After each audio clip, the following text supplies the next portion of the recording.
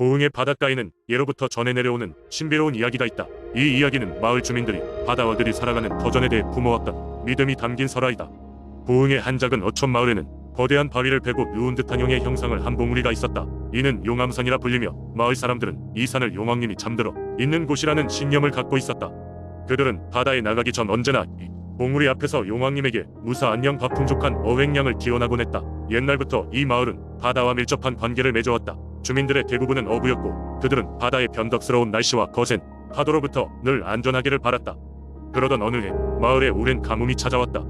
지독한 가뭄으로 인해 바다조차도 신비로운 기운을 잃고 거친 물결이 자주 생겨났다. 어부들은 배를 띄울 때마다 걱정을 안고 바다에 나가야 했으며 어장의 물고기들도 찾아오기 힘들게 되었다. 그런 어려움 속에서 마을의 가장 나이 많은 어른이 말했다. 옛날 우리 조상들은 용왕님이 노해서 바다의 기운이 사라진 것을 종종 경험했다고 하셨네. 용왕님을 달래기 위해서는 진심 어린 제물을 바다에 바쳤다지. 마을 사람들은 그 말을 듣고 용왕님에게 바칠 제물을 준비하기로 결정했다. 이들은 마을 회관에 모여 서로 상의하였고 결국 마을에서 가장 귀하게 여기는 커다란 황금색 물고기를 잡아 바치기로 했다. 이 황금색 물고기는 마을 사람들에게 있어 귀한 상징이자 잡기 어려운 물고기 중 하나였다. 어느 날 밤이 지나고 마을의 용맹한 젊은 어부들이 포기하지 않고 황금색 물고기를 잡기 위해 바다로 나갔다. 오랜 인내 끝에 이들은 마침내 그 귀한 물고기를 손에 넣게 되었고 조심스럽게 그것을 용암산 앞 바다에 바치고는 진심 어린 기도를 올렸다. 그들의 간절한 마음이 닿았던 것일까. 그날 밤 신비롭게도 구름 한 점 없이 맑은 하늘에 별들이 반짝이며 무리를 이루었고 바다바람이 부드럽게 일어나기 시작했다.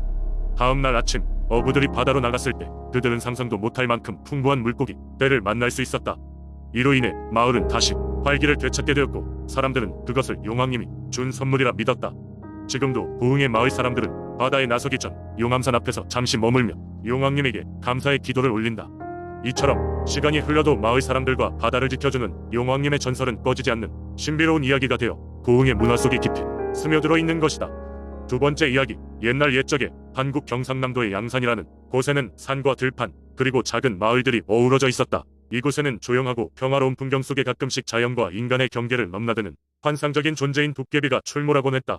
도깨비는 장난을 좋아하지만 근본적으로는 악의를 지니지 않은 영물로 양산의 사람들은 그 존재를 신비롭고 흥미롭게 받아들였다. 한적한 마을에 수빈이라는 소녀가 살고 있었다. 수빈은 매일 나무를 하러 숲으로 나갔고 그 숲은 도깨비가 자주 나타난다는 소문이 자자했다. 하지만 수빈은 두려워하지 않았다. 그녀는 자신의 머리에는 빨간 리본을 달면 도깨비가 해를 끼치지 않는다는 할머니의 이야기를 굳게 믿었고 매일 아침 빨간 리본을 머리에 묶고 숲으로 나가곤 했다. 어느 날 수빈은 숲속 깊숙이 들어가면서 향기로운 야생화 무리에 눈이 사로잡혔다. 마음껏 굽슬 꺾어 집으로 돌아가려다 그녀는 갑자기 이상한 소리를 들었다. 바람이 숲을 스치는 소리, 사이로 들려오는 커다란 발소리. 고개를 돌리니 믿기지 않게도 그녀 앞에 옛 전설 속의 도깨비가 서 있었다. 도깨비는 커다란 몸집에 뿔 달린 모자를 쓰고 있었고 한 손에는 커다란 곤봉을 들고 있었다. 수빈은 처음에는 깜짝 놀랐지만 빨간 리본 덕분에 용기를 잃지 않았다. 도깨비는 호기심 가득한 눈빛으로 수빈을 바라봤고 곧 장난스러운 미소를 지으며 말을 걸었다. 꼬마야, 왜 이렇게 깊은 숲까지 들어왔니? 내가 장난을 치려면 얼른 도망가는 게 좋을 거다. 수빈은 도망가지 않고 오히려 웃으며 말했다. 저는 꽃을 꺾고 있었어요. 하지만 도깨비 아저씨가 있는 줄은 몰랐네요. 어리둥절해진 도깨비는 소녀의 대담함에 감탄해 더 많은 이야기를 나누고 싶어졌다. 그렇게 수빈과 도깨비는 숲 속의 친구가 되었고 도깨비는 수빈에게 다양한 자연의 비밀을 알려주었으며 숲속 생명체들과 소통하는 법을 알려주었다. 시간이 흐르면서 그들의 우정은 더욱 깊어졌고 도깨비는 수빈이 마을에서 모르는 여러 전설과 이야기들을 들려주곤 했다. 어느덧 시간이 흘러 수빈이 어엿한 성인이 되었을 때 그동안의 우정을 기억하고 감사하며 도깨비에게 아름다운 꽃다발을 만들어주었다. 도깨비는 이를 받아들고 감격하여 말했다. 너와의 우정 덕분에 나는 변할 수 있었단다. 이제 이 숲을 잘 지킬 수 있을 것 같아. 그 뒤로도 수빈은 종종 숲을 찾아 도깨비와 함께 시간을 보냈고 그들의 이야기는 마을 사람들 사이의 전설처럼 자리 잡게 되었다. 양산의 사람들은 이 이야기를 들으며 자연과 초자연의 경계를 잇는 그들의 우정을 통해 배려와 조화의 중요성을 배우곤 했다. 세 번째 이야기. 옛날 아름다운 산골 마을 영동에는 특별한 복숭아 나무가 자라고 있었다. 이 나무는 일반적인 복숭아 나무와는 달리 매우 거대하여 먼 곳에서도 마을의 상징처럼 보였다. 마을 사람들은 이 나무를 영동의 신비한 복숭아 나무라 불렀고 매년 여름이면 그 아래에서 마을 축제를 열곤 했다. 이 복숭아 나무는 단순히 크기에서만 특별한 것이 아니었다. 매년 특정한 날이 되면 이 나무는 반짝이는 황금빛 복숭아를 맺었는 그 복숭아는 누구에게나 행운을 가져다 준다는 전설이 전해지고 있었다. 그러나 그 과일은 쉽게 따지지 않았고 나무는 자수정처럼 반짝이며 특별한 기운을 뿜어냈다. 전설에 따르면 오래전 영동 마을에 큰 가뭄이 찾아왔을 때 어느 날 밤 신비한 방문자가 마을에 나타나 나무 아래에서 주문을 외우고 사라졌다. 이후 비가 내려 마을은 가뭄에서 벗어날 수 있었으며 그때 맺힌 황금빛 복숭아는 마을에 풍요를 가져다 주었다. 이로 인해 마을 사람들은 나무를 마을의 수호자로 여기며 숭배하게 되었다. 하지만 복숭아를 너무 탐낸 사람들에게는 불운이 닥친다는 경고도 있었다. 한 번은 외지의 부유한 상인들이 이 소문을 듣고 복숭아를 얻기 위해 마을에 찾아왔다. 그들은 나무에서 복숭아를 따려고 무리하게 가지를 흔들어 보았지만 5 과일 중 하나를 땅에 떨어뜨리고 말았다. 그 일이 있고 나서부터 그 해에는 마을에 이상한 사건들이 연달아 일어나기 시작했다. 예기치 않은 장마, 병충해, 그리고 마을 간 다툼이 끊이지 않았다. 결국 원로들은 누군가 나무의 분노를 샀다고 판단하고 마을 주민들을 소집하여 나무에게 용서를 빌며 화해 의식을 치렀다. 그 의식은 한밤중에 이루어졌고 마을 사람들은 나무 주위를 돌며 조용히 기도했다. 그것이 효과가 있었는지 이후로 마을은 다시 평화를 되찾았다.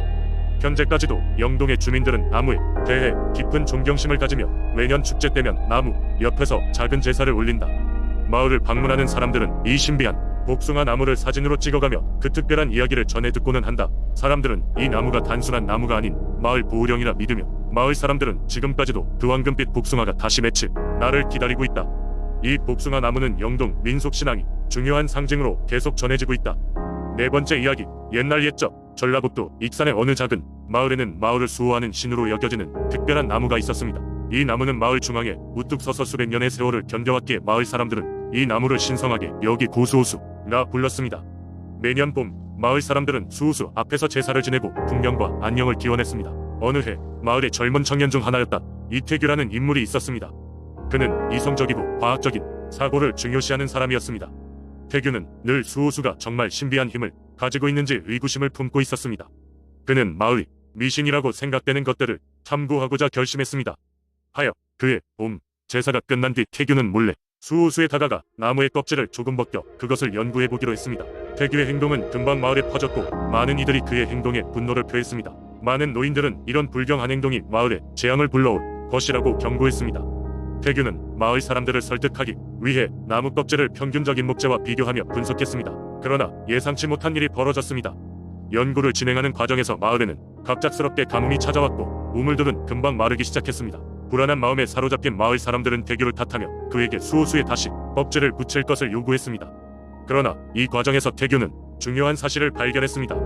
수호수 주변 땅이 평소보다 더 건조하고 갈라져 있었던 것입니다. 이는 수호수가 노쇠해져 수분을 땅에 공급할 수 없었기 때문이었습니다. 태규는 이를 증명하기로 마음먹고 마을 사람들과 함께 수호수 가까이에 새로운 나무를 심어보기로 했습니다. 처음엔 반발이 심했으나 차츰 이해를 얻기 시작한 마을 사람들의 협력 덕분에 젊은 나무들이 수호수 주변에 심어졌습니다. 그리고 이듬해에는 가뭄이 찾아오나 수확량은 오히려 늘어났습니다. 태규는 마을 사람들에게 자연과 의조화가 신에 의지하는 것보다 중요하다는 사실을 일깨우며 마을은 조금씩 변화하기 시작했습니다. 그리하여 수호라는 오랜 믿음 안에서 벗어나 자연의 이치를 배우고 이를 지키는 것이 더욱 중요하다는 것을 깨달은 그 마을은 시간이 흐르면서 상식과 신앙이 조화롭게 공존하는 도시 되었습니다. 5번째 이야기, 옛날 단양에는 사람들이 가뭄을 피해 기도하던 신령한 장소가 있었다. 그곳은 강천산이라는 산속 깊은 숲을 지나 용바위 가자리하고 있는 곳이었다. 이 바위는 옛날부터 전설로 내려오던 신묘한 힘을 지닌 곳으로 마을 사람들은 매년 이곳에서 풍년을 기원하고 마을의 안녕을 비는 제사를 올렸다. 전설에 따르면 용바위는 실제로 한 마리 거대한 용이 수백 년 전 하늘에서 내려와 휴식을 취하던 곳이라고 한다. 용은 마을 사람들의 경건한 마음에 감동하여 바위 속에 자신의 모습을 남기고 하늘로 다시 올랐다. 그 후로 용바위는 마을의 수호신처럼 여겨졌고 어느새 비가 오지 않거나 재앙이 닥쳤을 때면 사람들이 모여 기도를 드리는 중요한 장소가 되었다. 매년 음력 3월이 되면 마을 사람들은 강천산으로 모여들었다. 가족 단위로 때론 친지와 함께 화려한 음식과 술을 준비해 제단을 차리고 용바위 앞에 공물을 바쳤다. 마을의 장로가 주도하는 제사는 항상 엄숙하고 신중하게 거행되었으며 마을의 젊은이들은 노래와 춤으로 축제의 분위기를 더했다. 가장 기억에 남는 것은 수십 년 전 단양에 극심한 가뭄이 닥쳤을 때였다. 논과 밭이 메말라가고 사람들은 식수마저 부족해져 절망이나 날을 보내고 있었다. 그때 마을의 어르신들은 모여 대책을 논의한 끝에 용바위에 특별히 크게 제사를 올리기로 결심했다. 그날 마을 사람들은 가능한 모든 자원을 총동원해 제단을 꾸미고 용바위 앞에서 기도를 시작했다. 하늘에 바라며 마을의 모든 사람들이 한마음으로 절을 올리고 간절한 마음을 전하던 중 믿어지지 않는 일이 벌어졌다. 갑자기 하늘이 어두워지더니 붉은 빗줄기가 용바위 주위를 감싸듯이 쏟아지기 시작한 것이다. 사람들은 환호하며 이 기적을 축복으로 받아들였고 그 후로도 용바위의 전설은 더욱 두터워졌다. 이렇듯 단양의 민속신앙 거듭 이야기들은 대대로 내려오며 현대에도 그 의미와 가치를 전하고 있다.